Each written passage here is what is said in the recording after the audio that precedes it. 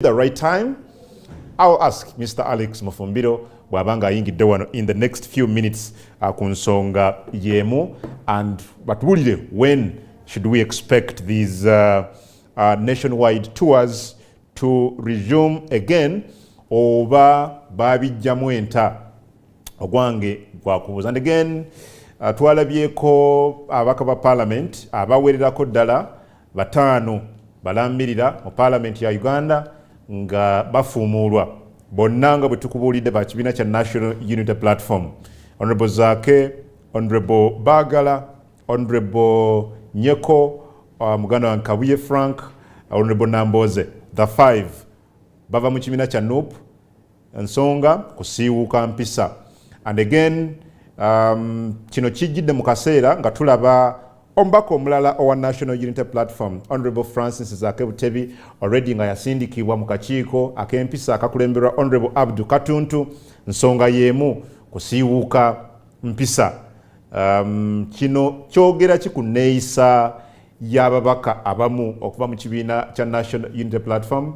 Yabaffe ekibiina kyo ensonga zino kiziraba kitya that enfunda nyingi ababaka baabwe abava mu National Unity Platform bebasindikanga mu bukiiko bw'empisa bebawa suspension? How does the party look at this?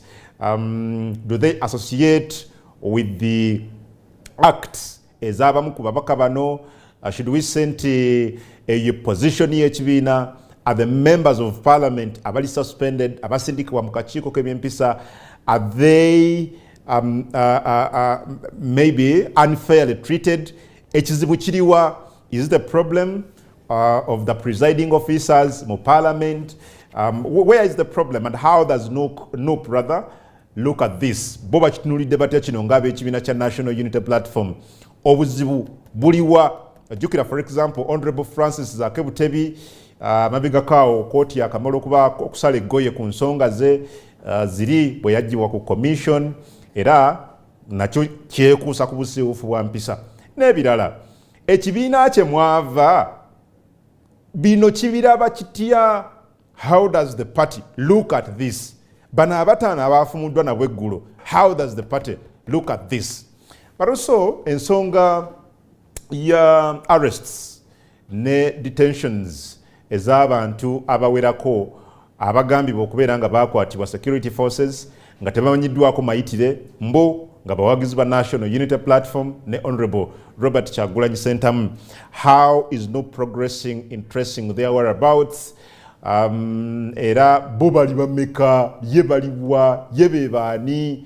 And ekyabaddewo ku parliament ababaka bwe bagezezaako okwediima ne bagaana okuva rather okutuula mu ntula za parliament nga bagala okunnyonnyolwa okuva mu government, and finally ne baddayo. Honorable Kinyamatama n'alekawo embeera last week, but yesterday General Muhoozi David, State Minister of Internal Affairs, twamulabye nga avaayo okunnyonnyola ku babaka ba NUP bano okunnyonnyola ku incident eyali Entebbe Mwami Kyagulanyi bwe yakwatibwa n'aggyibwa ku TAF oba ku Tamaka rather, wali ku kisaawe ky'ennyonyi Entebbe, n'atwalibwa gye yatwalibwa kakana ng'ali mu maka ge. Nalabye General David Muhoozi ng'annyonnyola n'agamba nti Kyagulanyi yakozesa omukutu gwe ogwa social media, n'agamba nti bannange mujje bagenda kunnyaniriza, naga there was nothing special ku trip ye. Twafuna amawulire nti bano baali baagala kukozesa opportunity eno bamalirize bagende mu State House Entebbe n'ebirala. Bino General David Muhoozi abyogera mu Parliament ya Uganda olunaku olwajjo. Is NUP satisfied with the response eya General David Muhoozi, in this case with the response eya gavumenti ku nsonga ez'essimba ze bazze batteekako ennyo essira? We need answers. We need answers. Where are our people? Lwaki mutukwata?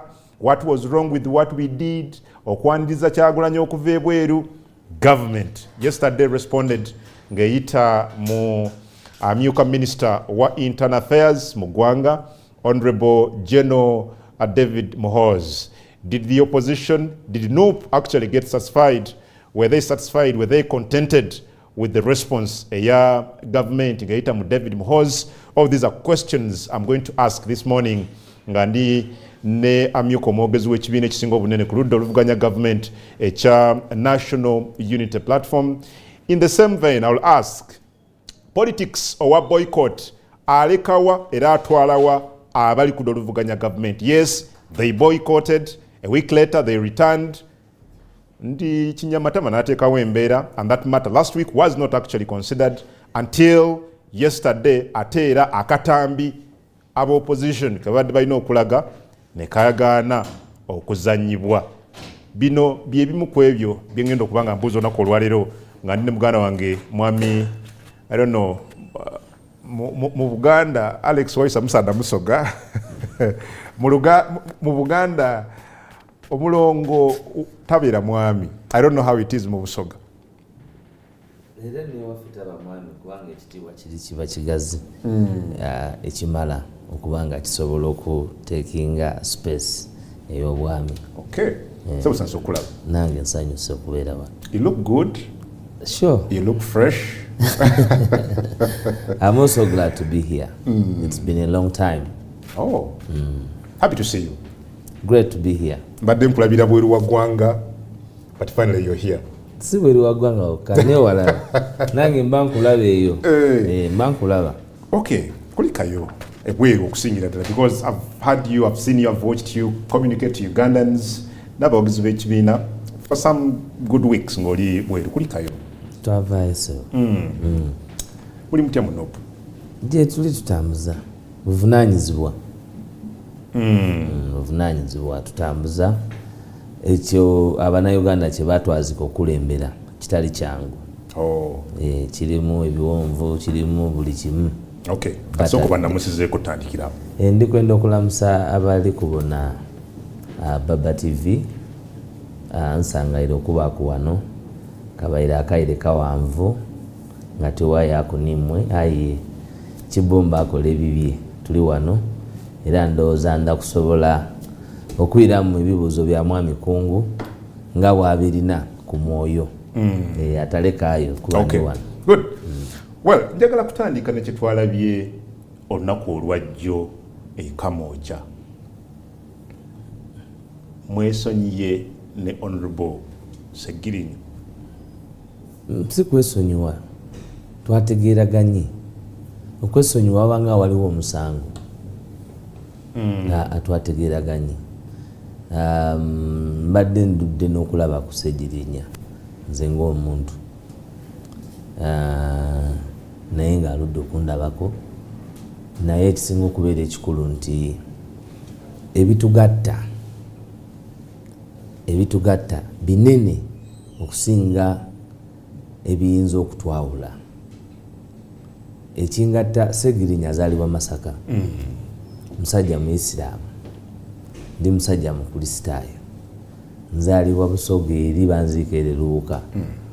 Naye ekitukwataganyisa ffenna bwe buvunaanyizibwa ate Bannayuganda bwe baatuwola okubakulembera mu lutabaalo lw'okumamulako Nakyemalira. Kakati that is the pivotal center. That's the locus of our working together. So your relationship. So ate obukulembeze bulina kuba reconciliatory. It is part of the virtues of a good leader. Well, wasn't this long overdue? These are some of the pictures of what transpired yesterday. Kuchitebe chamwe Kamooja. When you're speaking, I listened to you very well. You seemed to suggest waliwo abadde bafuna mummo kubanga mukoonagana. What did that mean? No, I was deliberate. Nti mu policy y'okukola isolation ey'obukulembeze bwa NUP Nakyemalira akozesezza blackmail against our leadership, akozesezza in his policy of isolation imprisonment, murder, bribery, among others. Kakati mu bintu byonna wabeerawo omukono ogw'infiltratinga ne gujja okubenefitinga from any presupposed situation. Bye nayogera byali with clarity. I don't always sinzo omu kwaba ayogera ebigambo ngenkya yakusobola kustandinga nabyo. Ate but does it take them away because wayogera ebigambo ebikaawo okukira omususa nanga ate era tebyali bya directed at all to Honorable Segirinya. No, but you mentioned his name. When you're speaking then, you included his when name. I mention somebody's name, it does not mean somebody can be named as a point of reference, as an example, and also nze ng'omuntu Honorable Segirinya era nejo yayogedde nti mbulamu mwe ntambudde wamu naye both on principles, advice, direction n'ebirala. So I can have maybe given him direction at the wrong platform. That is also because I don't want to stand here and portray myself as a goddess. No, we are not perfect. We are not. Well, but you were angered, Mr. Alex. I was not angered. No, you were angered. I'm not on public record that I was angered anywhere. No, it's a second. Okay, you were not happy as a party, I think. Even you as an individual. Olwokuba nti abamu ku babaka ba parliament eri okulina omubaka nsereko okuleading okusondera omubaka center. No, we were disturbed by the continued, in fact we were not, we are disturbed by the continued portray of particular individuals against us in certain situations to protrude as if they are messianic. That is where we are disturbed from. You know, somebody who does not want your child to have a meal, then to go ahead and look after the processes. Well, but in this case, Honorable Nsereko wanted to help your own member of parliament nga leading them drive yokunganya okufuna sente okuyamba. And that is defacing the office of honorable. Honorable member of parliament means that you are at the highest echelon of leadership. Now, if they are going, and this is what we have been saying, that Uganda is not organized enough with systems. A member of parliament, first of all, is insured, okay? By the processes of them being members of parliament, their finances are insured. Their life is insured. Their health is insured, and it is insured by processes laid down by the engagement of parliament. Therefore, he would have come out to blame the system of government because he is a legislature, not just a legislature, but one who has been at that for over 10 years. But because there is the facade of blackmail, they wanted to portray us as if we don't care about for our own. That's what actually he brought out. Does which party, tell me which party, inclusive of the one in power, that has stood for the sick? Where would you get those finances? Who gives them the mindset that the only challenge we have is for the leaders? We have a whole lot of the oppressed that we are running with the lap of removing the dictatorship. So we cannot work anything in isolation. We have no modus operandi of segregation in performance of duty. We will not do for you something that we cannot do for the other. Okay. Because we will break. I can tell you, I have had a lot of people discuss about our financial management and other things. Let me tell you, if you look at the number of broken families, the number of affected persons, the number of court legal instruction fees of bail and others, the processes of achieving bail by those who have been imprisoned, covered by the media, you would find that everything that we are supposed to do, whatever we are doing, we should be we should have a pat on the back for extremely being magnanimous in using the minimal resources that have been attacked by the state in terms of what they have caused to us. If you have people in prison, you must go an extra mile, okay, at least to have. So temwejusanga NUP obutegatta ku Nsereko okusondera Segirinya sente. I don't think for me that you see, even Segirinya has not thanked him. So even Segirinya has not thanked him. Yes, I have not had any public record. Katunywa ku mazzi katono bwe tujja tukwate ku nsonga endala. Tavaawo. Good morning.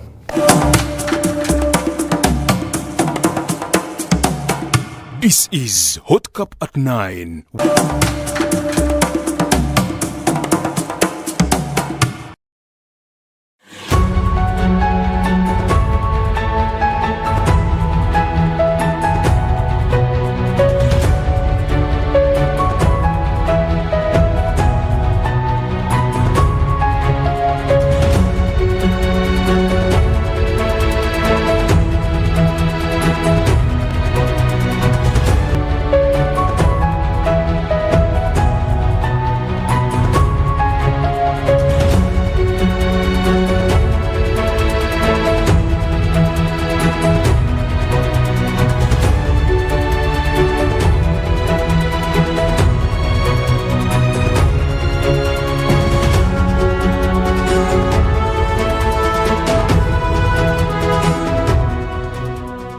Enoni Baba TV obusoga bulayire. 7 ku 10 kuffe tufiiriddwa ensimbi nnyingi abafeereze batubbyeko, so nga twandizikozesezza okusasula ez'obupangisa, okwongera mu bizinesi, okusasula fees n'ebirala. Beera steady ng'okuuma ebibyo era beera bulindaala ng'okozesa enkola y'okusasulira ku mitimbagano. Ennamba ye ya pini gikuume bulungi era togigaba. Kwate namba za kampuni y'amasimu entongole zokka. Better steady, be better. In partnership with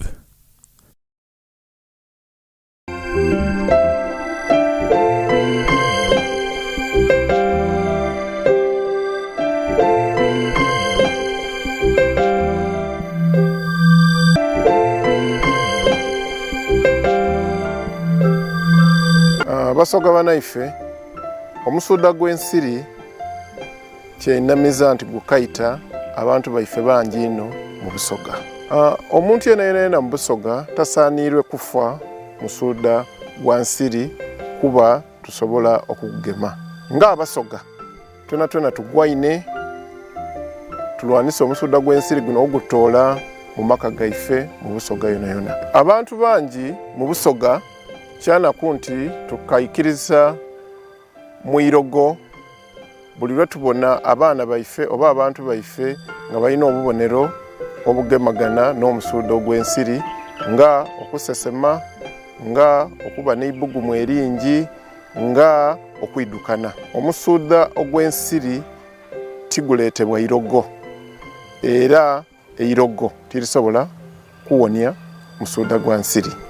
Buli lwobona omuntu yenna mu makaago ng'alina obubonero olutengo, okulumibwa omutwe, okwidukana, okusesema oba okwesika, mulumuse mangu mu idwaliro erikuli okumpi.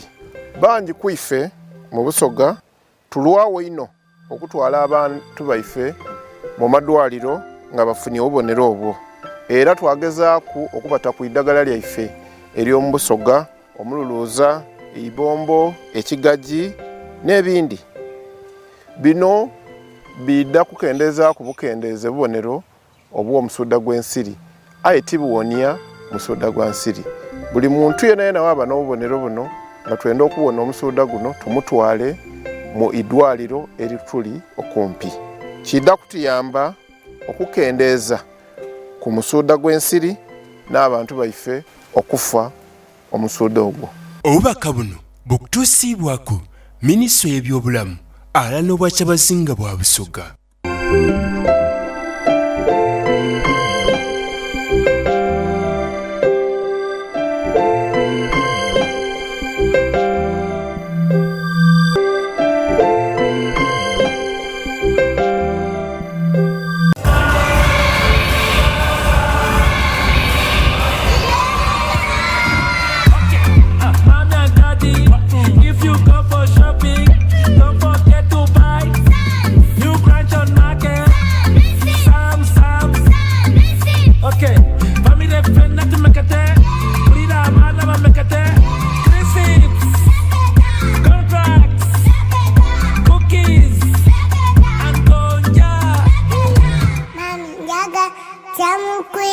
good. Psalms. Taste the difference. Ndeka wena mulamu. Wena kambone ku. Otyo. Mbakemye rubona. Mubaire muri kola ki? Ndide kulagirira ono ngeri jiba kwayo kumbaga ya mwene ngwakozesa momope. Eisimu eriwa je buliko. Tola yesimu wena nakobya ironi geisimu tobulira. Eisimu yini? Niga sita ndala mukaga 5 sita 3 otewe ashi onige yes. Balese chawo. Balese merchant code je balisaba. Mama kadiba ati. Kajo buzono wachi tamu nsanvu mirundi 3. Balisaba. Tamu sente dewe. Amount. Baleta mobile money. Mobile money. Balikunsa bapini. Ebucha utampini yo. Iwa imwe sasula aye baba embaga ya mwene mwekuwoniza Pay or shop with MTN Momo and get cashback every week. It's free of charge. Use the Momo app or dial *165*3#. Everett Real Estate tubaletedde estate. Enoni Baba TV obusoga bulayire.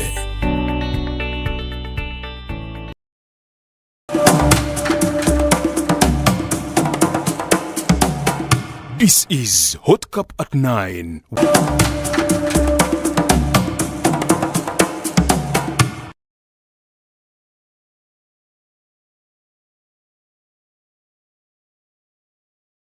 Ku Baba TV nze Adam Kungu eddakiika 25 zokka ziwekwera essaawa 4 ez'enkya olunaku olwaleero tugenda mpaka ssaawa 5.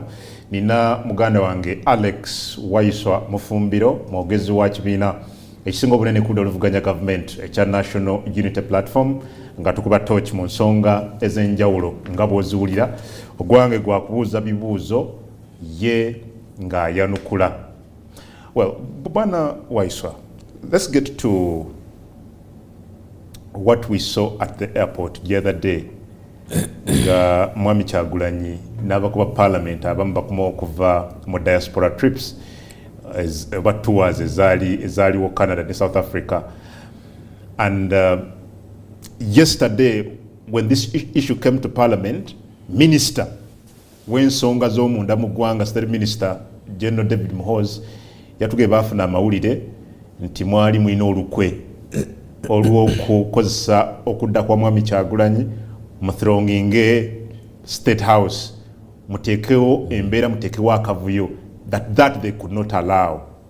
Why did you want to do this? First of all, bwebanga intelligence ya Uganda yeyo level kweri muna Uganda naye kimu okufumitiriza lwaki n'ebituka ku bannayuganda tebisobola amazima tegasobola kuzuulibwa. Enteekateeka eno yali y'abannayuganda era yali ya lwatu nti yali yakwaniriza His Excellency Robert Kyagulanyi okuva ku mirimu gye yali akoze egy'olwatu e Bulaaya, kubanga abaneŋŋende ez'enjawulo nnyingi zakola mu lwatu, zakola mu kasirise, naye bannayuganda ku byaliwo oluvannyuma lw'okujja naaba ng'atangaza eggwanga ku nsonga y'obusosoze mu mawanga eruweero, naaba nga waliwo puroguramu ezaali zigenda mu maaso e Canada, e South Africa n'ewalala, n'engeri gye bamwanirizaamu mu mawanga ago. Mwami Kungu ekisaawe ekya Oliver Tambo e Johannesburg buli ddakiika kibaako n'ennyonyezebwako ezisukka 5. Kibaako abantu abagenda okutranzactinga business bayitirivu ne His Excellency Robert Kyagulanyi Ssentamu omwagala w'abangi era naawe yayaniriza bannayuganda bangi. Wadde gavumenti ya wano yagezaako nnyo okukozesa gavumenti ya South Africa ensobi naye bali more advanced in intelligence gathering. Ekyo wakimanya? Saakimanya. Tewamanya nti gavumenti ya wano ya communicating ne gavumenti ya South Africa Kyagulanyi bamustopingire ku kisaawe? Ekyo tewakimanya? Era yali escorted by South African security paka ku yali alina okusula. Kuba bano balaba nti ate ekyo nga bannayuganda gavumenti ya wano abali ku kisaawe ne bafudde bahuligani bagunzi ba criminals. It was in public domain. kifo ky'abano okukola ti bano kyebali ekyabwe eky'obuswavu. For them they provided security to the principal. Kuba bw'oba oyagala oba toyagala takyali muntu wa bulijjo. Omanye ebaya balowooza nti olw'okuba kale twazanya naye twalya naye emiyembe twayimba naye ensi kyogisaba ekiwulira ate ensi kyekuwadde ekimanya. Oba nfuna kyekugamba, there are those who you have been with in life that would admire to be there where you are today. Era nga balina ne expectations nti nze bwe ntuula kungu watudde nange nsimba njikoze eki ngamba njimaze, but then you also have other aspirations. So that is what life is about. Kakati Parliament obuvunaanyizibwa bw'okugamba nti yali akomawo, ekisooka mu kugenda kwe security yatugamba nti baali bakizudde. This is on public record of the president's missive. It is on public record of the Ministry of Internal Affairs. It is on public record also of the police spokesperson. Nti baali bakizu, and the police statement signed by Katirima. Ye Katirima? Ye Katirima? Deputy acting IGP. Kasigazi. Gegamu ati manji kantabula. Kakati nga bakugamba nti obulamu bwa Kyagulanyi Robert Sentamu baali bamaze okufuna intelligence. Ibigambo si byaffe. Baali bamaze okufuna intelligence. Nti ki? Nti intelligence gwe baali bafunye nti His Excellency Robert Kyagulanyi yali wakuttibwa.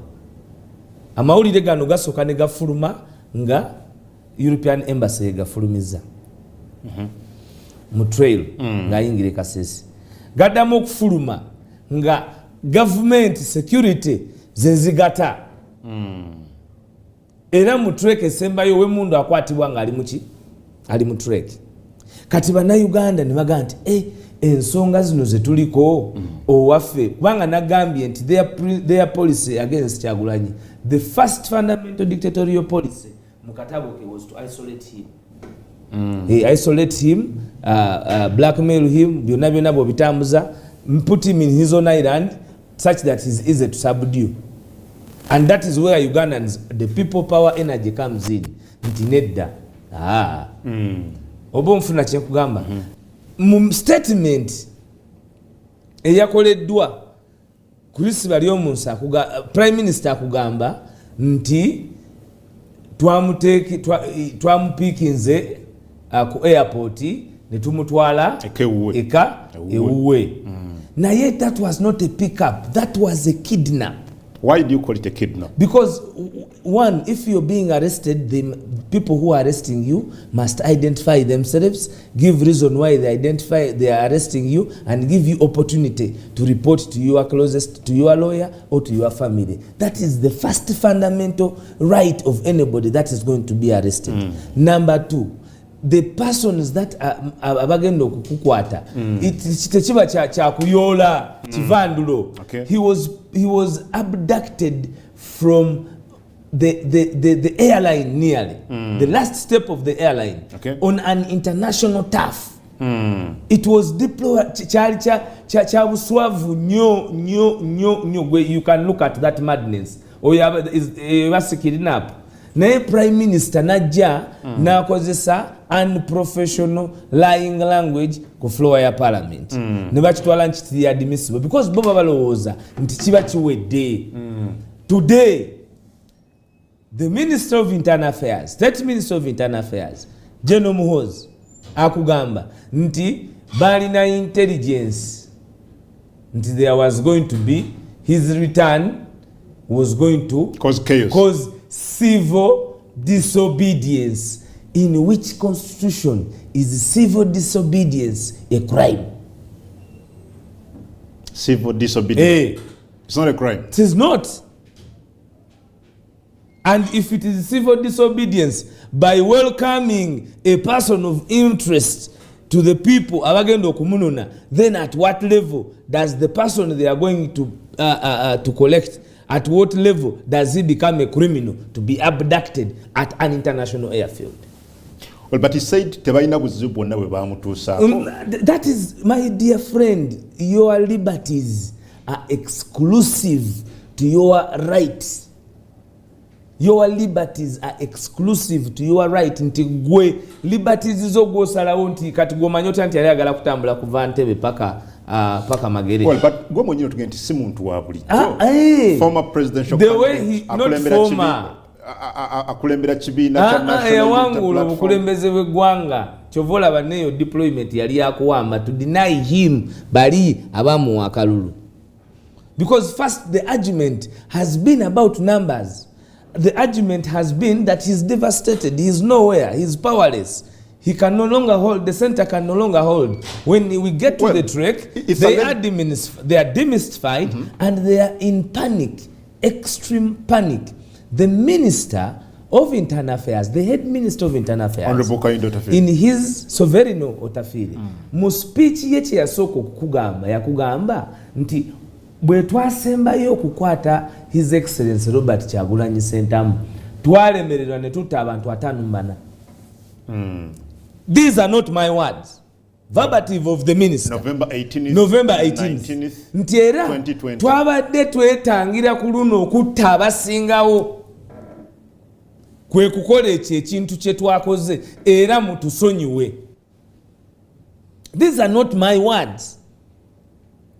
So the confusion and the panic of the state is how to manage crowds, the political messiah. Well, but that has been their problem. But which one is better? And manifested to be told to detail. Yes. Manifested in the statements, the varying statements made by the executive. The varying statements made by the executive and the security apparatus. And that should inform you, that should worry you enough, whether the people in charge of the country, they are in tandem of whatever they are doing. And well, but going by that because statement, this is security, yes. This is PR, this is image of our nation, that at our airport they abduct citizens. Okay, are you not happy that abawagizi bamwe kwolwo, whether it was legal, whether it was illegal, whether it was okay, whether it was constitutional, whether it was unconstitutional, but at least we didn't see people die in the hands of security as it was in 2020 in November? People were arrested. And why would any government be proud of murder? Government is supposed to give solutions to the citizenry. Their cardinal principle, their existentiality as government, as the state, is to keep Alex, people. Entebbe is a very busy road. The airport is a very busy road. The information that circulated was you had mobilized over 1 million people. Ogendo kwaniriza Mwami Kyagulanyi. Logically to you, does that really make sense? Are you considerate, are you cognizant of the implications of mobilizing over 1 million people bagende Entebbe banirize Mwami Kyagulanyi? It is tomanyi chintawanya olusi nze kimala ne chintawanya bakola byonna kubanga Kyagulanyi alina obusobozi obumobilizing 1 million people according to their intelligence. Sicho? Yes. Kati ate abalala bagamba ki? Kiba kitegeeza ki? Bakkiriza bo nti alina obusobozi obumobilizing 1 million people. That is why, according to their intelligence, they did the deploying and went to the highest crime in human history of abducting a leader at an international airport, the only airport you have. Government accepted that what Kyagulanyi stands for can mobilize 1 million people and broke the worst international laws, immigration laws, the world has witnessed in our history. In our history. What does that speak? Because even this man from Rwanda was not abducted from Kigali.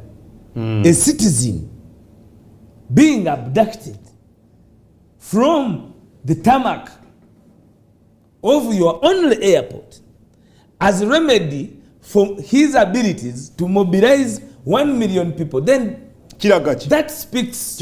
What does it speak to? That speaks volumes that there is a problem that you must harness. What problem is that? The problem that is bringing these numbers to what this idea, this gentleman, and what this leader is standing for. That is how they solve challenges. They don't solve challenges by being reactionary.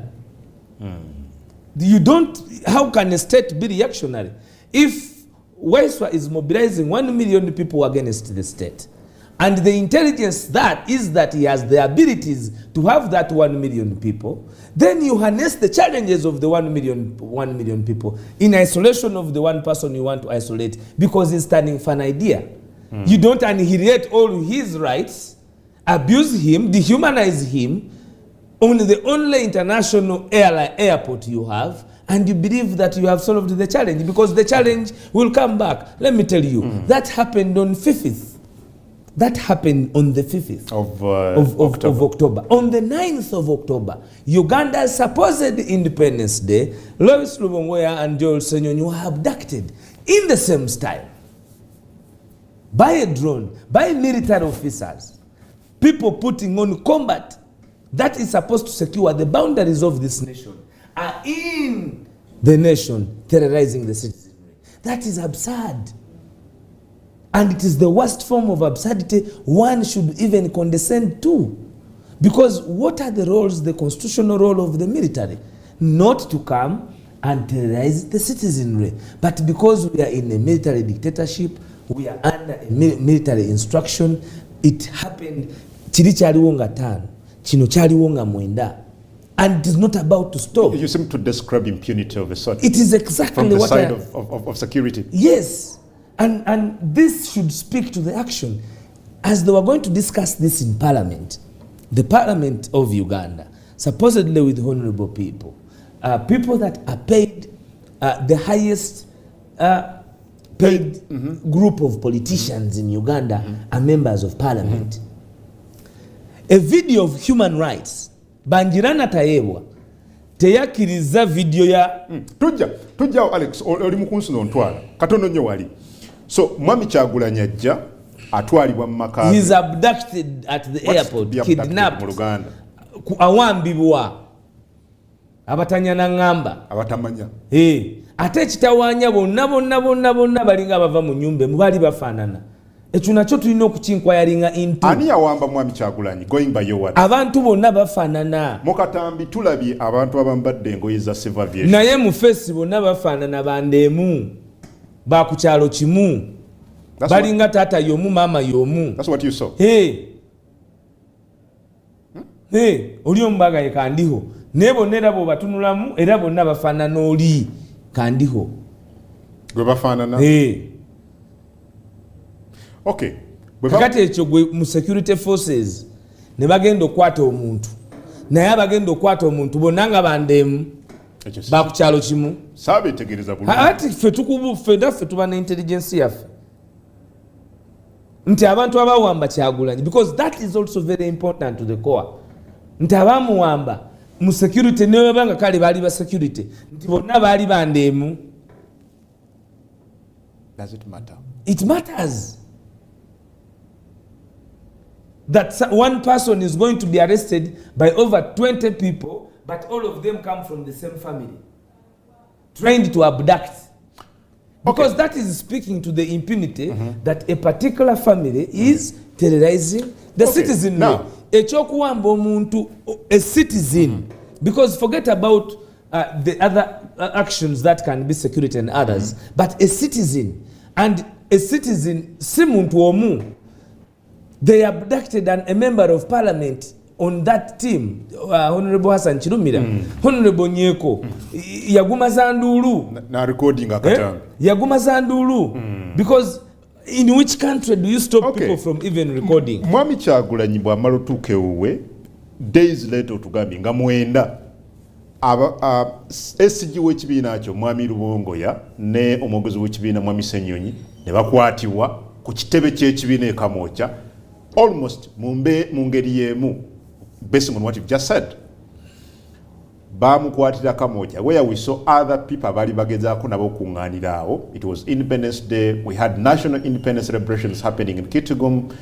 What were you doing? Were you organizing parallel Independence Day celebrations? What were you doing there? We were going to address a press conference. You had been invited as well as journalists. You're going to address a press conference? Yes. Sikusaba? No, we are going to pray, but also address a presser. That is what we always do. From within your party or? Within the party headquarters. And who gives prayer time? Kungu musiramu musale mirundi etano. Sibe chiri. Naero omuntu atuuka naga nti kantekayo laka zange bbiri wano sunne eno nayo njifune. Olinga kwata. Because the pictures we saw were ugly. To be very honest, you can see wano ku kitebe kyamwe obutambi bwetwalaba bwali bubi. Nalaba mwami Lubongoya ne mwami Senyonyi nga babakuba akandooya. Abasajja bono nga babakuba akandooya babasika okubasindika mu drone. Which crime did they commit? The crime, that is where it all happened. The crime that you can imagine, that is the military. That is the military. That is Alex, the military. Alex, because when mwali mugenda kusaba nga mugenda ku addressing press conferences tulaba abuuche ebipiira and these are civilians, maybe your supporters. No. Those are not our supporters.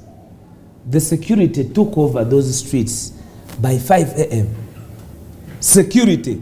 Ruongoya is the Secretary General and the spokesperson are being kidnapped by the military over 1,000 meters away from the party headquarters. Over 3 kilometers. They're being arrested at a petrol station called Ruby's. If you know the party headquarters, it is over a kilometer plus. Yes, I do. Now, they are not being given opportunity to access the party anywhere. Just look at that. Producer, just take us back. This is security battering, beating, kicking, assaulting a civilian. Dehumanizing. Now, Parliament ya Uganda, ekyo teyagala tukidiscussing. Era obwo butambi teyagala kubulaba. Nga bakwata omwana oyo bwe batyo. Nga amagye gawamba bannansi ku ttaka lyabwe. Naye balina obudde bangira natayebwa okuwuliriza kinyamatama. We shall get to that. Okay.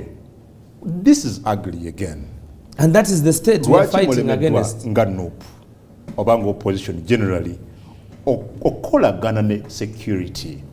Where is the problem? Is it from your side nti amateeka agateereddwa oba agalambikiddwa mu ssemateeka oba amateeka agaliwo relationship ya political parties ne security mwe mugafaultinga police etaga kwasaganya? Where's the problem? Because I expect a working relationship between you and security. It is clear that the security forces are under command and control. We are under military now dictatorship fully. That is the hallmarks of a military dictatorship. Is this what you're saying? You can't doubt it anymore that what we are now fully operating under is the hand of the gun, the barrel of the gun. But the police says otherwise. It can't say either. It says otherwise. It is now. It said, for example, mwali mugenda okukola nationwide tours. Those tours you had, mobilization tours, mwakiriziganya ku set of guidelines. There is nowhere we never said. Which you faulted according to Kasigas. We never, this character of leaders lying should also stop. We never have no record of any meeting with the police. We wrote to the police, we informed the police. It has been clear that is what the Constitution mandates political parties to do, inclusive of even the Electoral Commission. The Electoral Commission is supposed to be furnished with our programs because they're the supervisors of the programs, to know and understand that we are operating as a political organization. They are also not supposed to stop the program of the political parties because they do not run the internal affairs and organizations of the party. These organizations outside of government, the apparatus, do not manage the affairs of the party in mobilization, in resource funding. Do they want to mean that they also participate in our processes of resource mobilization? They're not supposed to. Then why do they think that they would choose to be part of mobilization? Do they also absorb the role of speaking for a party? That is never their mandate. Tugenda mukumbula. Alex, waliwo ekiwandiiko kya police ekisazaamu yo nationwide tours. Mwatugamba eri yali first phase yaddako yali yabweru. Kakati nemusuubiza nti waliwo phase eddako. Yes. Kakati ekisooka kati ekiwandiiko kya police kyasazaamu phase ki? They stopped. Where? They said temuddamu kukola tours. Ffe twayogera ne tufulumya phase 1 ng'ekoma Arua. Sikyo? Kakati bastoppinga phase ki? Baga temuddamu ndala. Because lwaki bakolera mu programu ya NUP ey'omumaaso? Lwaki bo balowooza nti that is where it bothers me. Okay, when you defy police, paka lero bali kuki? You've just said we mwakoma we mugenda okutandikira. Are you going to defy police in this case? We are already working. The problem is that we are already working. No, tours. Nationwide tours. When you Mwatambula Arua, nemugenda Western Uganda, nemugenda Iganga, nemugenda all over. Do you intend to do the same in the near future? It is work in progress. Our structures are working towards that. We are actually ahead of time of our program. Really? Yes, and you're going to see that very soon. Tudawa, where are you going to start from? That is why we don't operate like that, because even them, they don't know. Chovola banyumirwa nnyo nga mukyaziza abatwogerako kubanga kati gwe bwe boogera baba bagamba ki? Temuddamu kola tours. Kuja kuproving. Until you prove. Kati we tutandikira. Mutandikira wa? Anti kyembuuza. Katunye ku mazzi katono tojje. Good morning. Omukazi. This is Hot Cup at 9.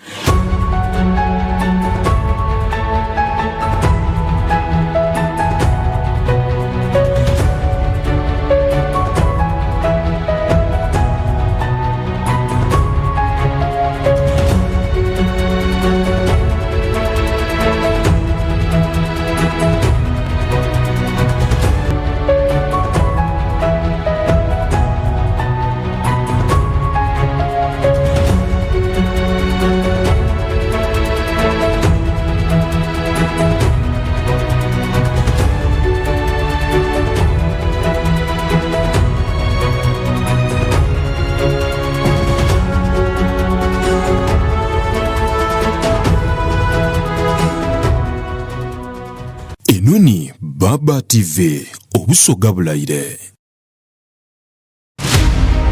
Waliwo abagamba nti okuyiiya emizannyo si muzannyo. That is the question. Olina okwewaayo n'okukkiririza ennyo mu ky'oyiiya. Ate mwattu olina okubaayo n'omuntu akuyambako. Bro, you got this, okay?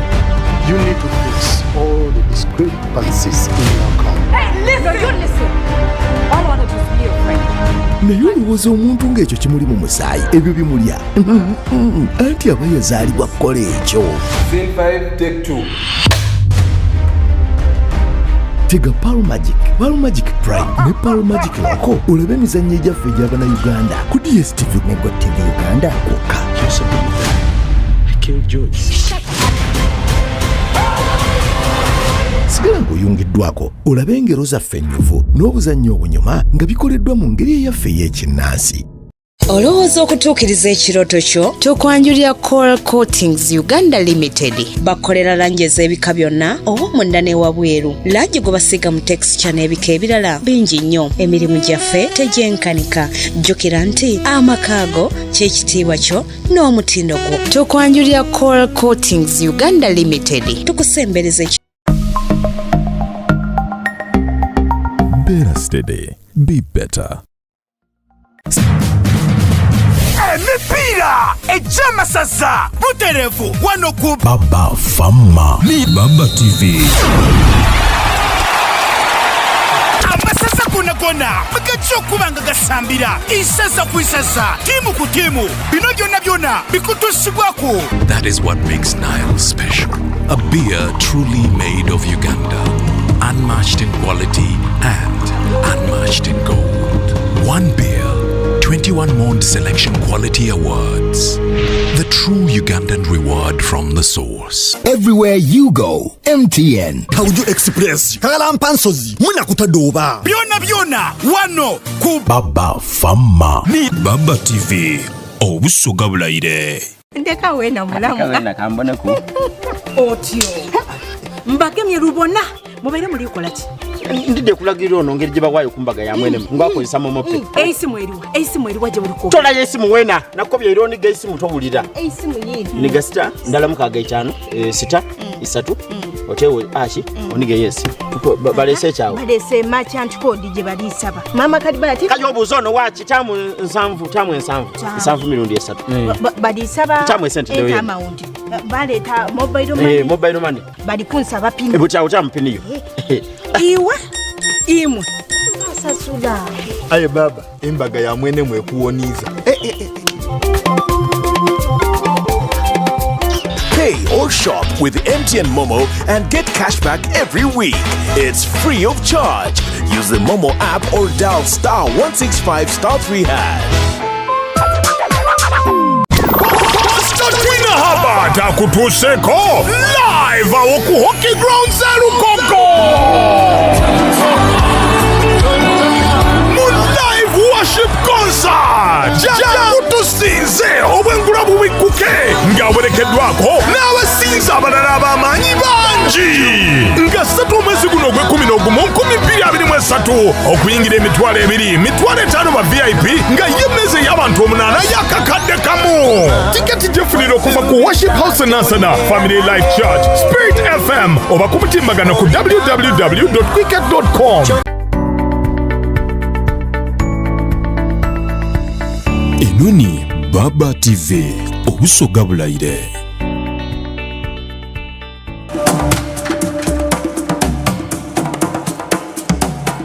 This is Hot Cup at 9.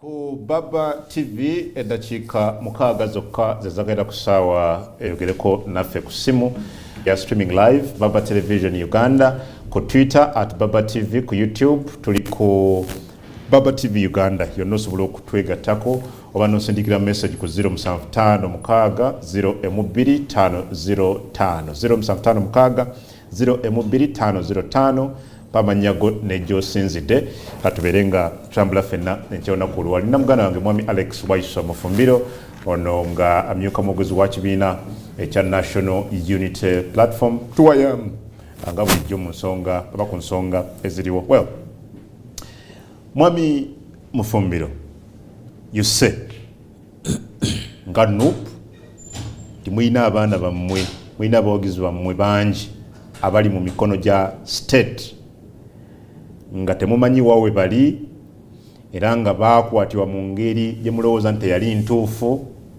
era mukoze bingi okulaba nga basumululwa oba bayimbulwa until ababaka bammwe mu NUP ne kubali ku lwevuganya gavumenti bwe batadde embeera mu Parliament ne beediima ekyaddiridde ffenna twakirabye last week mu Parliament. Ensonga ya Kinyamatama bwe yazze ne bagiwa omwaganya neyitawo jo akatambi kamwe kamwadde mulese tekazanyiddwa. Kiki ekigenda mu maaso ku nsonga eno? Bwe nafuna omukisa ndowooza ne wano nga balonda obukulembeze bwa Parliament nabagamba bannayuganda nti Parliament yali ewambiddwa abantu abatatuukanye mu kiseera ekyakazigizigi kye tulimu okuba nti bakwata Parliament eyo gikulembera. Nababuulira bannayuganda nti kikafuuwe ensonga ezibakwatako okutwala omwanjo ku nsonga bo aba mafia abali bakutte etteesereserezo lya Uganda mu mikono gyabwe. Nabesinga ku bye nali ndowooza era bye twali tulabanga ekibiina wa gye bajja okutwala Parliament naye nabutya bwe bajja okuba abakulembeze ba institution eyo. Abamu bagulirira abantu bayitirivu nnyo bw'ojjukira bulungi nnyo nti owekitiibwa Tayebwa General Museveni okusooka okujja okumuwa obwa chief whip yamala kumukwata ne bamutwala mu State House ne bakwata ababaka ba Parliament aba NRA kubanga baali bakajja abaali bawagira Tayebwa ne babawa omusimbi ne bakwata essimu General Museveni n'akwata essimu n'abawa omugenzi Jacob Olanya nga boogera ne Tayebwa okakasa nti ababaka abaali bagenda okulonda Tayebwa baali bamaze okutuuka ku nzikiriziganya okugulirirwa evidence ku kya ssente ku kya ssente kinako kyali kya lwatu kyali kya lwatu nti waliwo ssente zaagabibwa era okuva mu ekyo ababaka abamu abaali mu kampu ya Tayebwa tebaakomawo kujja kulonda naye baleeta abasirikale ba SFC ne babatulirawo mu tenti. Ekyo kijjukira tokijjukira kungoli munnamawulire ensi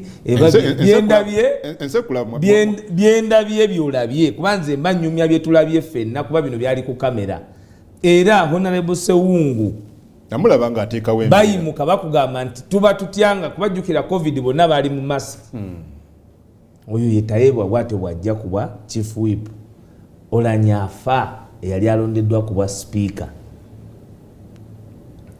luli eyali ayagala obwa deputy speaker yali Tayebwa ng'avuganya ne Anita Among mu kamyufu ka NRM nga Jacob Olanya yayagala bwa speaker avuganya ne Rebecca alitwala Kadaga olwaleero ababiri abavuganya ku bwa deputy omu ye speaker omulala ye deputy. Do you have issues with the presiding officer? Njagalo anti wetujja nti ensonga we yabadde eyakinyamatama Banjirana Tayebwa yagiwadde omwaganya munene nnyo okukira ku nsonga zonna ezabadde ku order paper nti era abakyala bakubye enzigi aba parliament basiwusa empisa ne bakuba enzigi za parliament parliament nebanga ya wumuziddwa okuva ku Lwokuna ekomewo okutuula ku Lwokubiri. Parliament ne baleeta abaana b'obuwala okuva e Makerere ne bajja mu kwekalakaasa ku nsonga za kinyamatama Banjirana Tayebwa aziwadde obudde kubanga balumbazaako Emitiyana Butebi ntegeera nnyo bulungi awo kungu ku nsonga z'Abannayuganda Kibalama John Bosco Damulira Kanata ezo zo Banjirana Tayebwa ne video ayino gimuteerako abula era mu kukaayana video ebuleeta ensonga z'abantu abaabula ye Tayebwa Banjirana akugamba nti ababaka ba parliament abalemedde ku nsonga Namboze Betty bakireke Zaake Butebi Kabuye abo bagobe muki Nieko Deriki abo bagobe muki mu parliament naye bali abakazi abakyala abakubye enzigi abalinye emmeeza nga bali ku nsonga za kinyamatama Banjirana Tayebwa abo yabawadde omwaganya era balina okuwulirizibwa.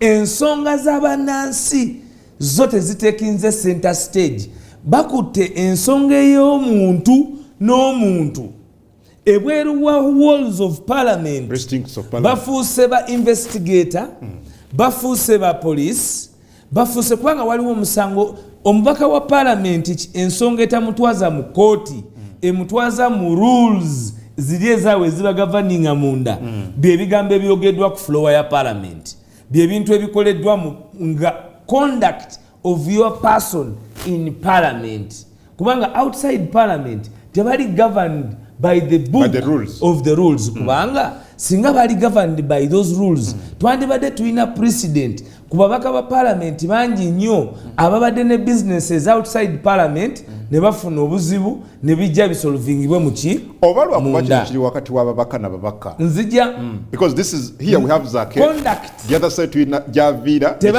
tebamuvuna anti baba aggrieved they can go for defamation in court. Kati kyogamba singa singa tayebwa Banjirana awola Kyamundu owajema waliwo MP erinnya lye yani gesa kumulala katukozese kale singa tayebwa Banjirana awola Kinyamatama esente nga balina enzikiriziganya yaabwe gye bakoze ki gye bakiriziganyiza ne zirema Kinyamatama okusasula kati nga tayebwa ajja mu Parliament alina kuddukira mu kooti nga tayebwa ajja mu Parliament alina kuddukira mu kooti tayebwa bwe yakuba Katumba Wamala bwe yakuba zaako ekikonde batwala General Katumba Wamala mu rules wano kutogikwatako B17 no bwe bakeera ku makya nfuna bulungi tayebwa n'akuba ow'amasanyalaze emiggo bamuleetako mu rules conduct actes reos ekikolwa bakwata ow'amasanyalaze yasanga mu kikomera kya agambibwa nti kati uliriza tugende mpola ne bamukwata ne bamukola ki corporal punishment. That was never brought to the rules, that was never brought to Parliament. Naye ensonga ya human rights bweba yeze ey'okubulwa kwa Kibalama ey'okubula kwa Ddamulira nga Kibalama Prime Minister Nabbanja yayimirira ku Parliament mu precincts za Parliament n'akakasa eggwanga nti Kibalama John Bosco security yemuyina era yamukwata kuba yenyigira mu kutta simanya abasirikale baawa Prime Minister n'aba Minister aweerwa obuvunaanyizibwa okumanya n'okucoordinatinga all the functionalities of institutions of government.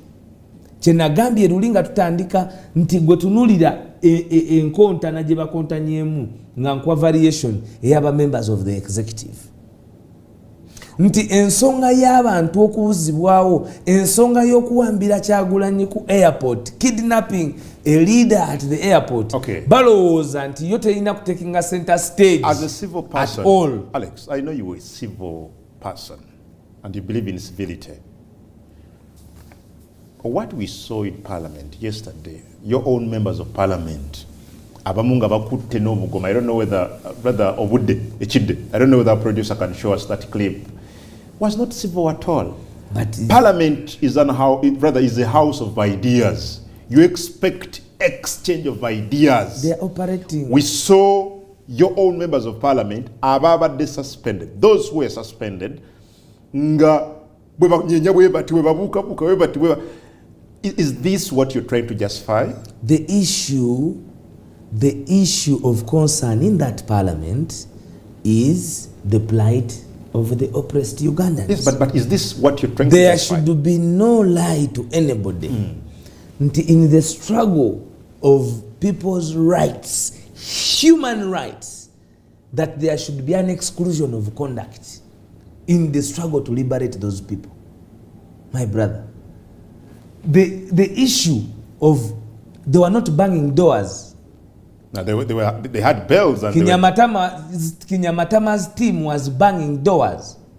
Parliament was suspended. I am talking about the double standards of leadership, the bias, the glaring face of what the Deputy Speaker is doing to the institution, the third arm of government. What is he doing? The constitutional crisis is leading this country into of bias. Cheating himself the position of neutrality in managing the affairs of leaders. Because just a day before, he suspended the Parliament because it was unruly on matters of Kinyamatama. This is where the difference should be drawn. The matters of Kinyamatama, Banjirana gave them opportunity to be heard, an individual. So onenya speaker okubera nekyekubira mu Parliament. In his conduct, he is fighting the right of people to be heard. Even the choice of people he has suspended, it is also alarming. Neise yabadde mu parliament okusinzira ku gwe jjo ng'ababaka bo beeyisa nga bwe beeyisizza. Producer wange simanyi lwaki tatulaze clips ezo oga nti efaanaganira ddala n'eyaliwo last week ababaka abakyala ba NRM n'abalala nga balwanirira ku kinyamatama, and you expected the same response of our speaker. If that is his alma mater, if that is his yardstick of judgment, because the other one was worse. But even notwithstanding, let me tell you, these people are not being given opportunity to be heard. What leads them to doing that? Chichi echibaletedde okugoinga to that style of redemption. Okay. What leads them to that? They are not being heard. Nti omuntu akubiriza parliament ayimirira n'agamba parliament nti staff we esaawa zino nti tuli ku TV tuvuddeko kuba omwana wa kamera agenze wansi kunywa chai. Tamanyiddwako mayitire era nenkyajja nga tebamuteeka ku mpingu. But was this coincidental in your view, or it was deliberate? It is deliberate. It is the deliberate. Why? Nga speaker tayagala enseera be katambi kano na because there has been the doctrine of separation of powers has been maneuvered by the military hand. Olaba okwekobaana wakati wa speaker ne state obutalaga nsi kituufu kubigenda maaso. Si kwekobaana bwekobaanyi. Ndabawo ndabawo si just kwekobaana, ndabawo okukolagana. What interest would the speaker have in not showing He's part that of truth? the cabal. He's part of the problem. And this is the Deputy Speaker of Parliament. Yes. That is why he heads the institution of Parliament. No, and that is why he's conducting himself to the pleasantryism of the dictator. Otherwise, he would not be conducting that way. Well, as a party, how did you receive the suspension of your legislators from Parliament yesterday? I mean, what they are fighting for is worth whatever consequences that they will have. We definitely stand with them. It was a total. It's an issue to do with discipline. It was that. Why would you think that the person? I've told you that he does not even go to the mpisa. Hey. Yes. Yes, Speaker. Okubanga abikwata kifulani nga bane mpisa. Wani yakugamba nti ye bwaba neyo wig then is a superintendent of discipline. Lwaki tebamuwa minister ba ethics? Well, some of your members, rather, this is not the first time when abakuba enzigi ku kinyamatama lwaki banjirana teyabagobye. Wanje? Lwaki banjirana teyagobye bakuba nzigi ku kinyamatama. Gwenalaba yasala nakubazaako engolo. Ensi yaffe ffenna tuleme kulaba bintu bino in isolation. Tulebe kulaba bintu bino mu bujoozi. Ffe kyekituluma nti abantu bagaana okubiraba mu bujoozi nga bwe bifaanana. Okay. Abamu ku bamemba b'omu NUP mu parliament yawo si gwe gusoose nga bali accused of being indisciplined. In fact, to be very honest and clear, Honorable Zaake yakamaliriza mu kooti ensonga zezimu. Bwe yajja mu parliament, rather bwe yali Rakai ensonga za discipline. Bwe yazze mu parliament, the same issue. Does this concern you as a party? No, Honorable Zaake, I think has been chosen by the oligarchy to be. Is he witch hunted? Yeah, he's witch hunted. Yeah, he's witch hunted. But it is obvious. It is definite. Who is witch hunting Zaake? I think it comes to the topmost level. The call comes from. So is it the topmost level that made Zaake speak what he spoke in Rakai? But he spoke the truth. Can we examine what he spoke? Yes. What is not right? I'm available. Tell me what is not right, and we give it by exam. We back it with facts. Do you associate with what Zaake said in Rakai against Honorable Javira, against Honorable Kinyamatama. What did he say against Honorable Kinyamatama? What did he say? That is not. Did you watch the clip? I have watched the clip over and over again. He was using descriptive language of what General Museveni has led to this country. The road from Olugudo Lugenda Erakai, omanyi urufanana? I know it is some funny road. Omanyi nti lukwatagana ne Mutukula border? Yes, I do. Ewaba tewawunya? Ewaba tewawunya? No. He went personal on these members of parliament. How? How? On which we are now on Kinyamatama. Okay. He went personal. Where?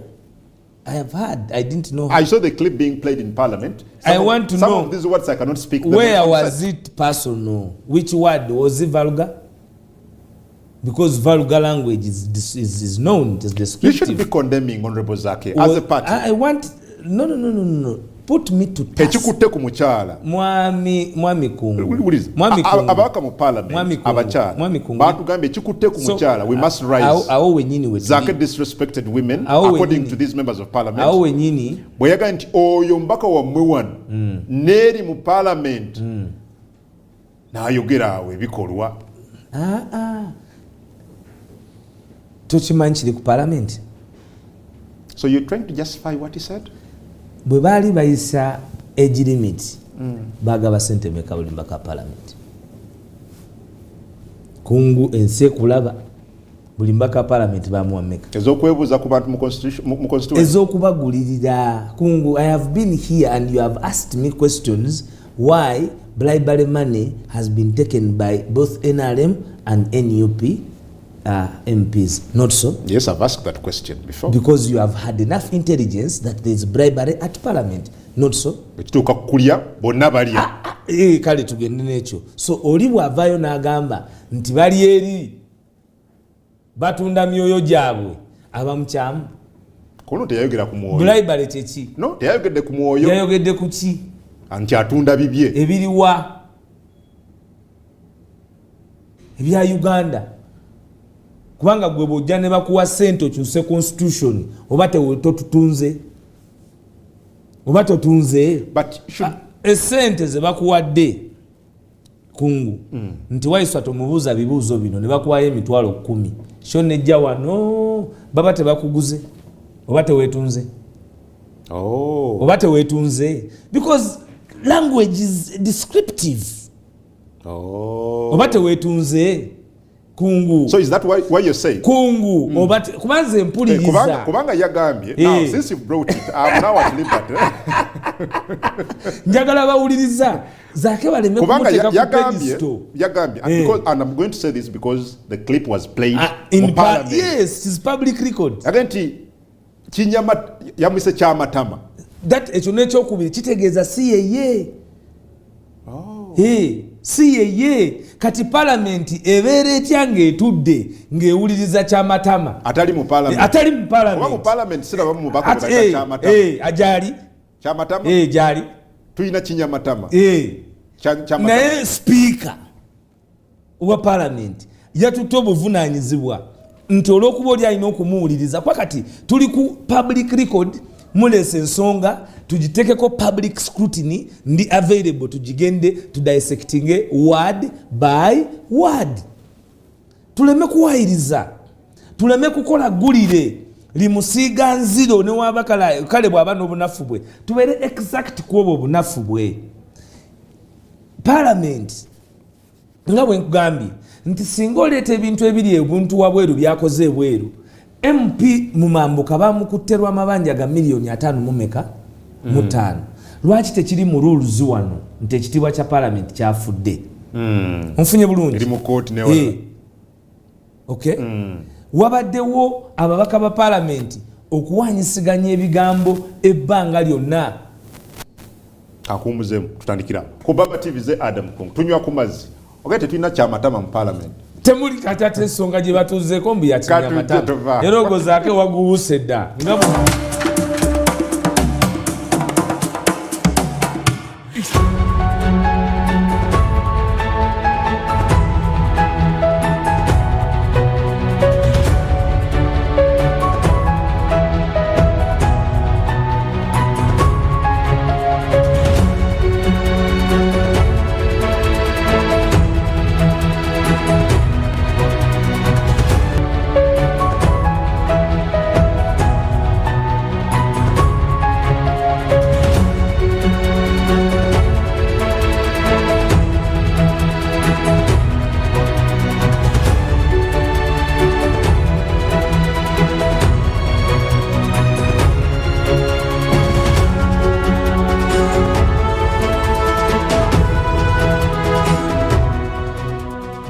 Nuni Baba TV obusoga bulayire.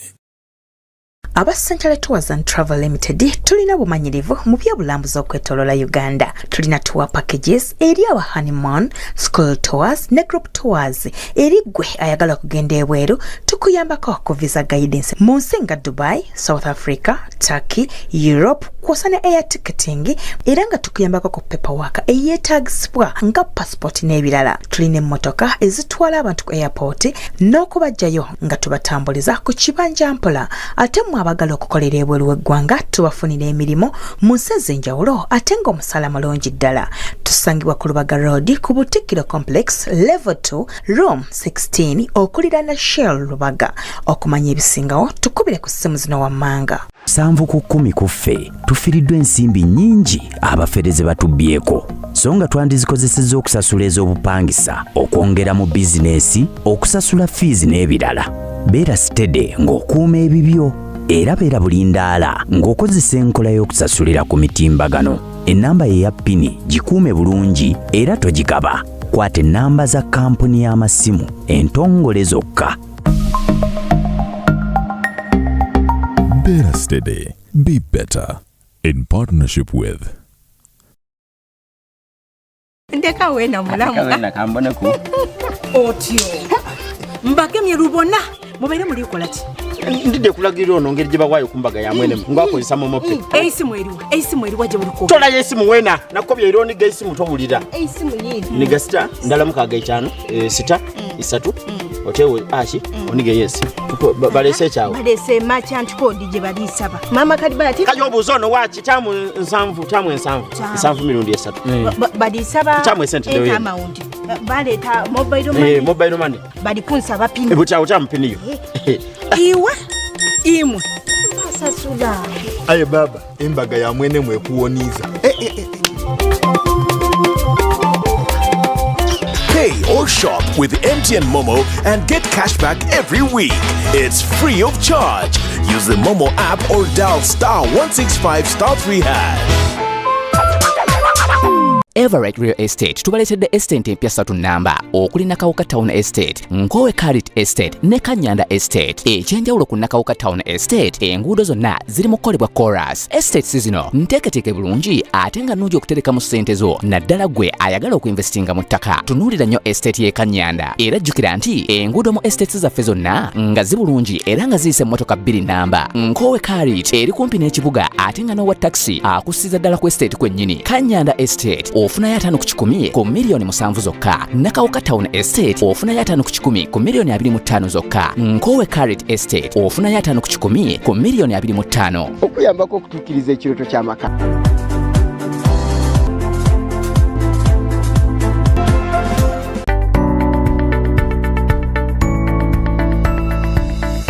Nuni Baba TV obusoga bulayire.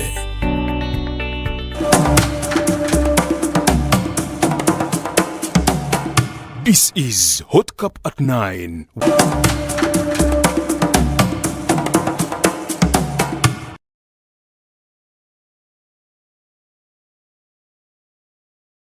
Baba TV.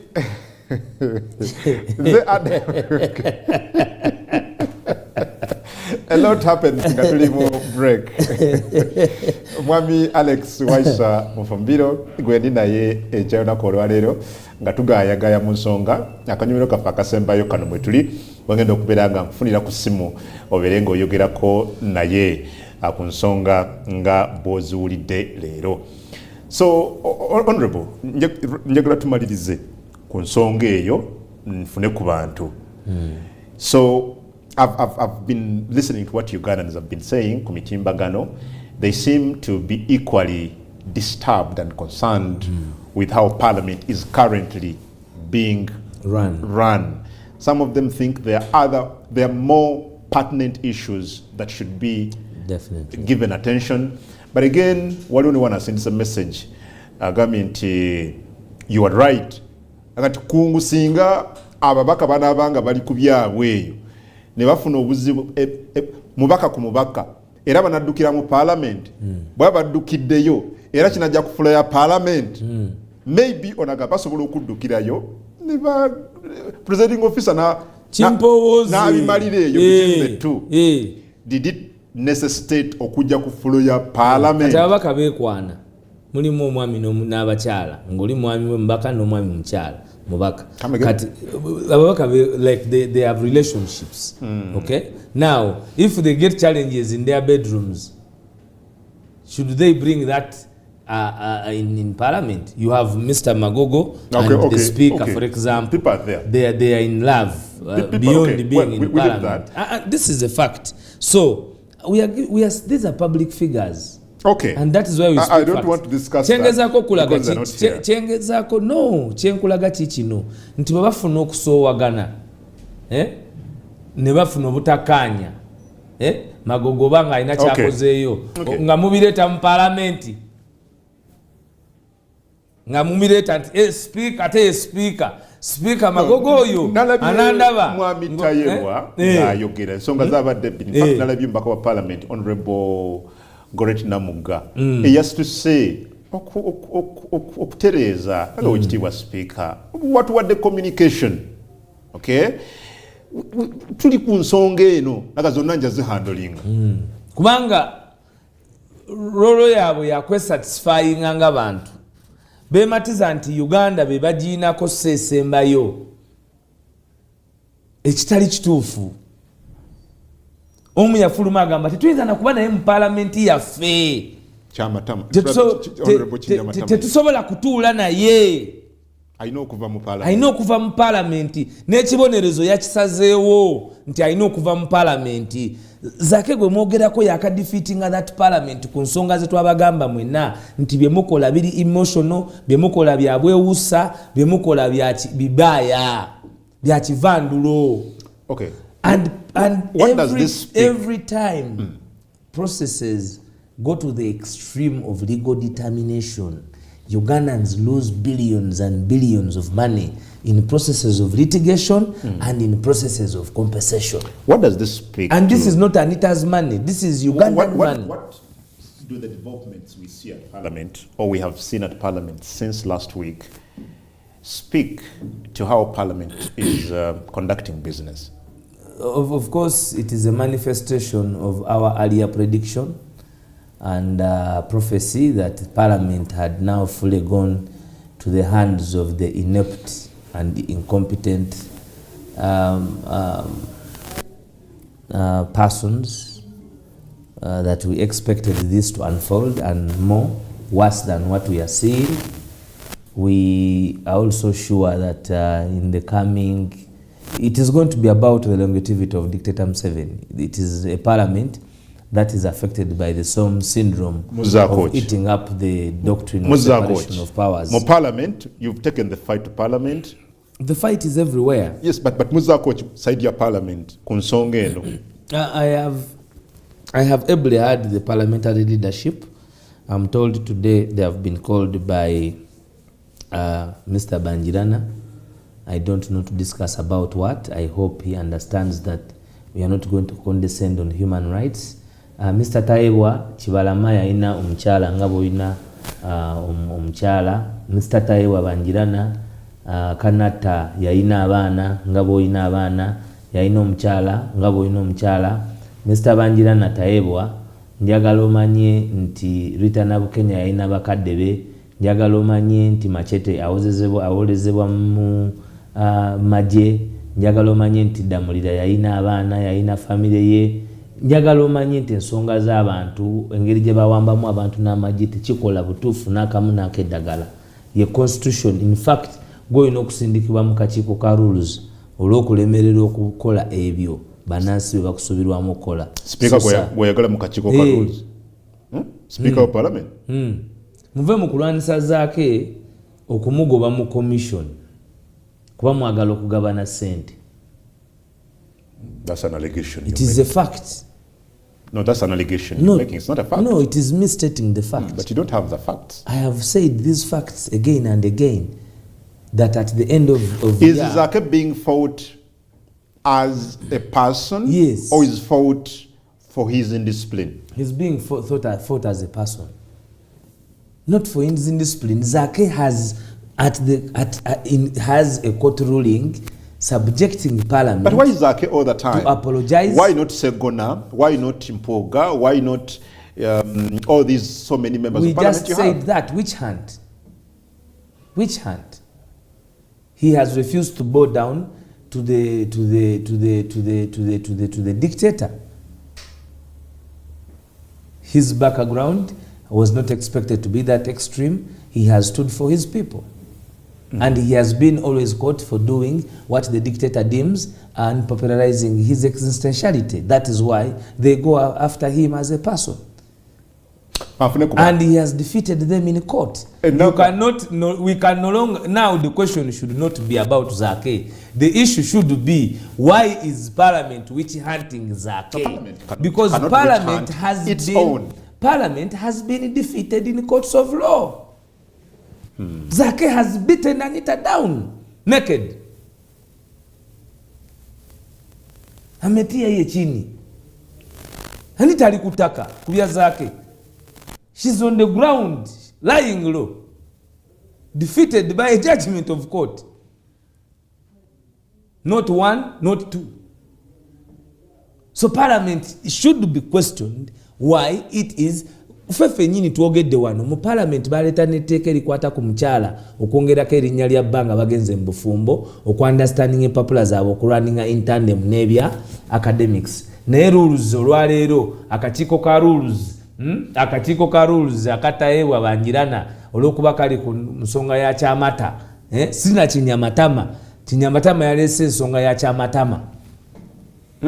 Kinyamatama yalese mu Parliament ensonga ya Kyamatama. No, you're confusing me. Kinyamatama yalese mu Parliament ensonga ya Kyamatama. Kubanga oli teyayogera Kinyamatama. Si bwe kiri? Yayogera Kyamatama. Kati okusinza ku Katambi. Mu Parliament mulimu Kyamatama. Ogambe ne mu Parliament mwennyini. Sina mbaka gubayita Kyamatama mu Parliament. Kakati balese n'ensonga ezikwatagana ne stranger outside Parliament.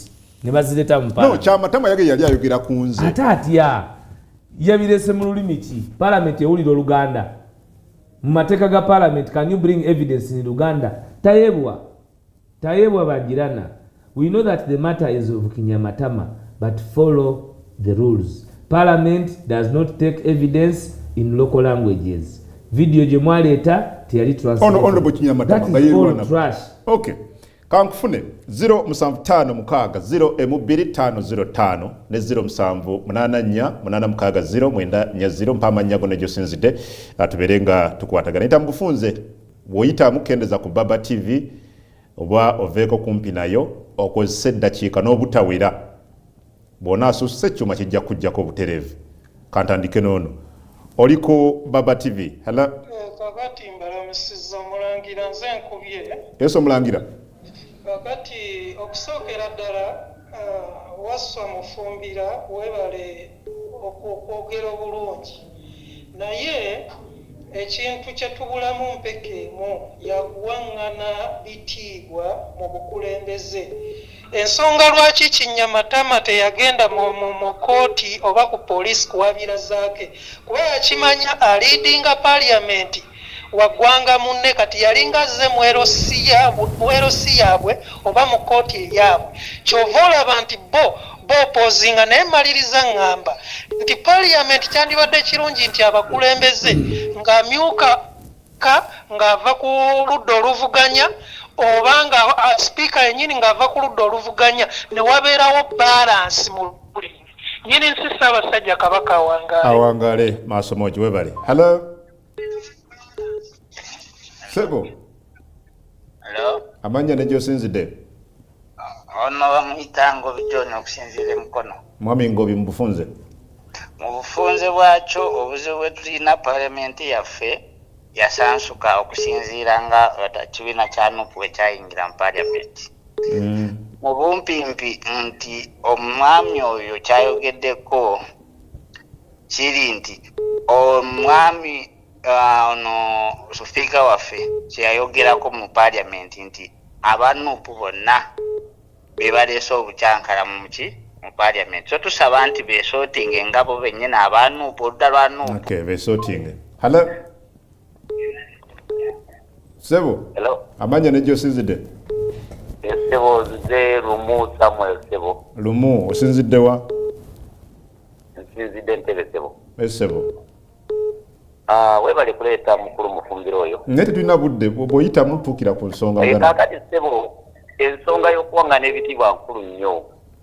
Naye kirabika nti yo abasajja ba NUP abo ekyokuvuma bo tebakirabanga nsonga. Okibulira n'okuyisa bannaabo olugaayo. Ebiseera ebisinga mwami Mufumbiro oyo simanyi oba yakulizibwa na mu ddiini ki alumba abantu individually ng'avuma. Okitegeera kirabika ne NUP yakulonda lwakuvuma. Ngani gwe yavuma Sebo? Nenyoka gy'aba ayogera alengeza avuma oba teyakuzibwa oba ewaabwe teri bakulu simanyi.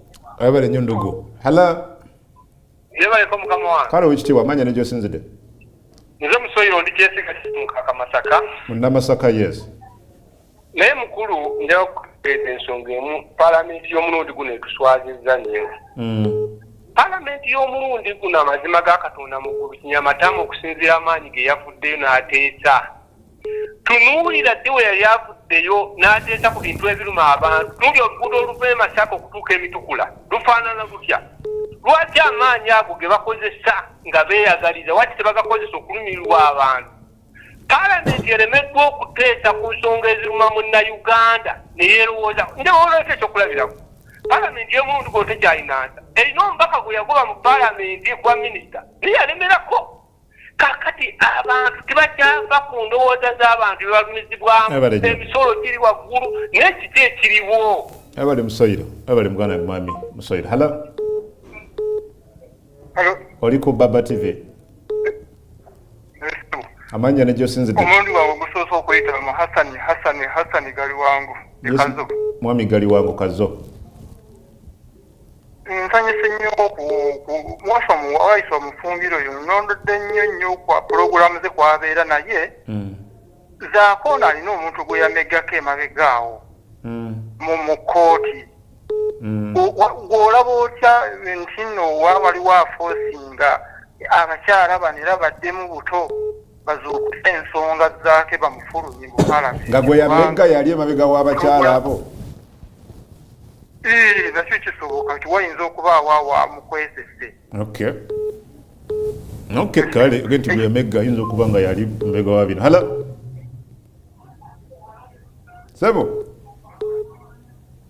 Sebo Banyabo. Amanya ago ne gyosinzidde. Okay, afune omulala. Ko Baba hello. Hello. Amanya ago ne gyosinzidde Sebo. Oyagala kulangira Moses Ntinda. Moses Ntinda yes. Mr. Waiswa nkwagala nnyo era nkuweereza nnyo. Naye kati Parliament y'omulundi guno mu butuufu etusobedde nnyo mu kifo okuteesa ku bintu ebiyamba abantu. Kati ng'Okinyamatama ewaabwe simuwirako nga tusa ku bintu ebiyamba abantu mulamu Parliament ali mu kwanazaage mu butuufu yo. Parliament etusobedde nnyo omulundi guno eno. Kale. Hello. Hello Sebo. Ani ono? Hello. Reme Bugiri mamu lyosha. Parliament yano neyononese naye abaana ba NUP be basinze okwonoona Parliament. Bagitula ng'ekiralo kye. bakyuse ku mpisa batutwaza kiyitiridde kisuse kyabwe. Okay, Rema ali bujagata akisusa. Hello. Akasajja koogera. Hello. Hello. Amanya sebo nejo sinzide. Sinzide Kasenge bampita Umar. Yes, Mami Umar. Kati Mwami Mufumbiro mulamusiza era buli nsonga gyayogeddeko yonna ntuufu. Naye Parliament y'ennaku zino eya leero gye tulina kati yonna nfu Kinyamatama yafunye mukisa kumwogerako naye abantu be bamuwuliza. Okay. Yafunye mukisa. Mfuna basatu tumalirize. Hello. Yo, Mr. Kongo. Sebo. Yebaleko mukama wange. Oli ku TV obwakyabazinga. Ngiraba mama fumuze kasanya Fred wana Kasobi. Yes, Muna Kasobi. Mukulu Mufumbiro mulamusiza nnyo naye obuzibu obuliwo nti oboolyawo zakayinza okuba byayogera bituufu naye enkwata gyabikwatamu gyembi kubanga ekintu ky'obutaba na mpisa ekira kijja kuba ku mwana wa gundi kugamba Zakari ali bakyakulirako kugamba njagala nnyo nga bagenda mu buyinza ng'abantuufu ekibi bave bakyogereko n'ekirungi bakyogeko ne bw'obikkirira. Ekyokubiri nti waliwo abantu abaludde mu Parliament namboze namulaba kyali muwala tataalise tambuza muggo kiti alemeddeyo n'abalala abale nnyo nsonga egguse. Hello. Sebo. Mwebale kuweereza. Sebo sinzidde wa Sebo. Mpererwe Abraham. Mpererwe, yes. Bale nyamba. Yes, anti. Osinzi kubaliriza ku brains zibadde ziholdinga Parliament. Laba baka bulo olabe Speaker Sekandi olabe Ncharakadaga. Nekati olaba brains ziholdinga kati nafu nnyo. Brains kati zirese obuzibu the moment. Songa tusesemba Yosebo. Gwasimbye n'insa boyogereko nnyo ekitiibwa. Unasemwanga. Asezidde wano ekyengera sewo. Yes, Mwami Semwanga. Nyumirwa nnyo Omwami Mufumbiro byayogera ntera nnyo okumulondoola naye ebiseera ebisinga nfuba nnyo okulaba nga Nandi agambye nti kamugumye okusinziira ku bantu abamu bakuba amasimu nga balinga abagule. Nti omuntu ogenda n'oba ng'olina ebyamakulu by'oyogera naye bw'olaba nga mubutuufu tebafubye nnyo kubiwabudde eri gye mubiteeseza. Mulina okubijjayo mu direct oba mu bulungi oba mu bubi ate namba eri abali ennyingi ku y'abantu kakitegeeza balina okukozesaamu ku maanyi nabo okulaba nga eryabo ligitawo. Mbadde nteesa naye nga mbeebaza oweereza. Okay, webale nnyo Sebo. Tugenda kwongerako ku masimu akadde kenkaweddeyo da producer ngamba toddamu kuba simu ali ku simu toddamu kuba kubanga sigenda kufuna. Mbadde njagala nzikirize nsomeko ku message 231 tokuba simu kubanga bw'okuba ojja kubanga tontaataaganya ng'ate nsoma message z'abantu eziri ku Facebook kuba nazo nnyingi.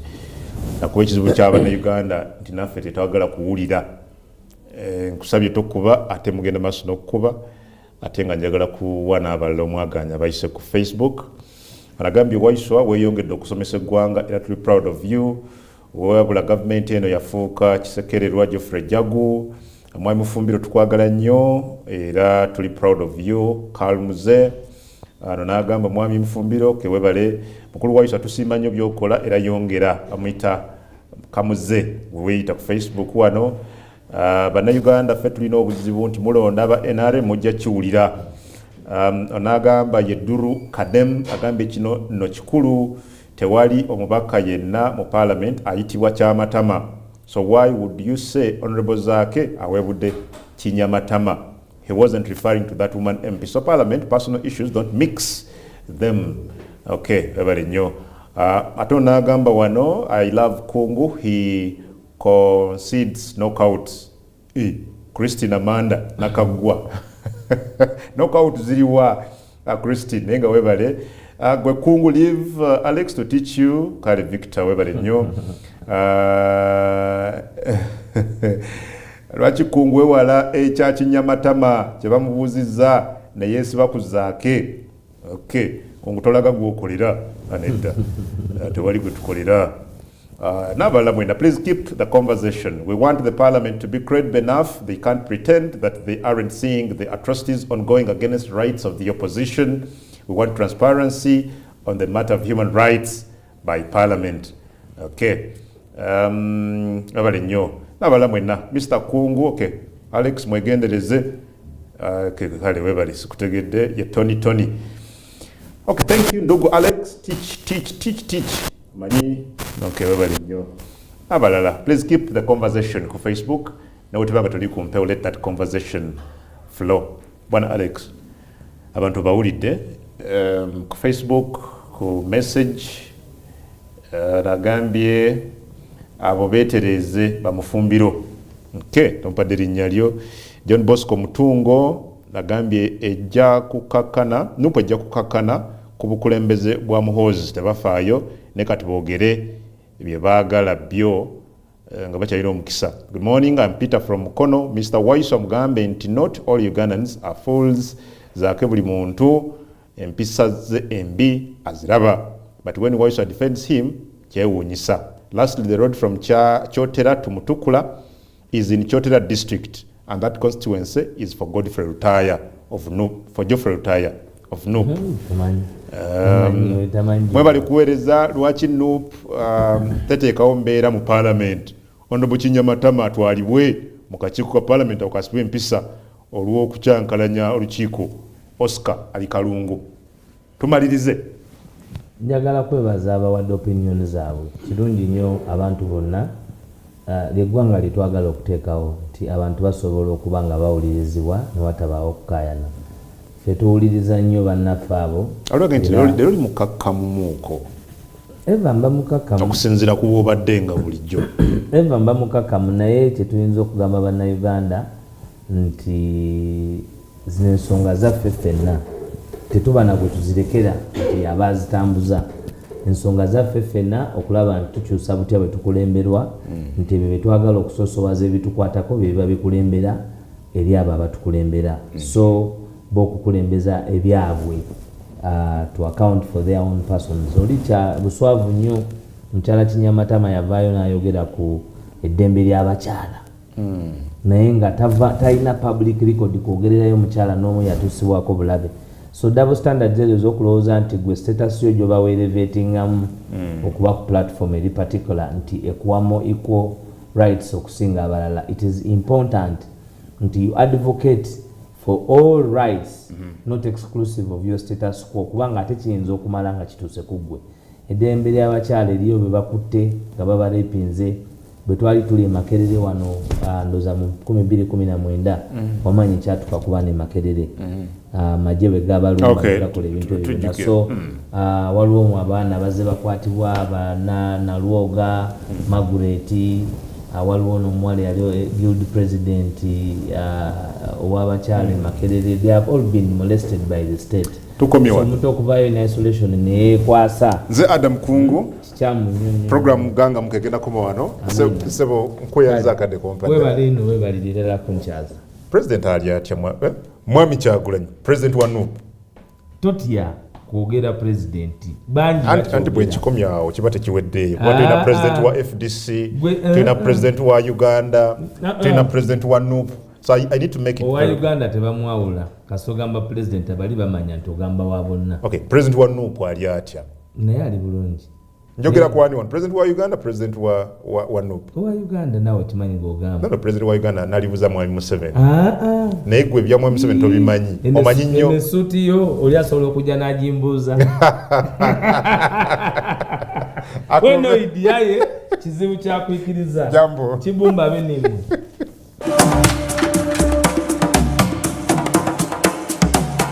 This is Hot Cup at 9.